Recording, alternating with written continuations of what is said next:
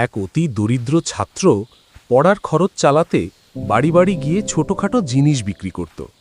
কিন্তু সারা দিন কিছু বিক্রি না হওয়ায় সে খুব ক্ষুধার্ত ছিল। সে ঠিক করল পরের বাড়িতে খাবারের কথা বলবে। কিন্তু এক সুন্দরী তরুণী দরজা খুললে সে লজ্জায় খাবার না চেয়ে শুধু জল চাইল। তরুণীটি ছাত্রের ক্লিষ্ট চেহারা দেখে বুঝতে পারল সে ক্ষুধার্ত। তাই সে এক গ্লাস বড় গ্লাসে করে গরম দুধ নিয়ে এলো।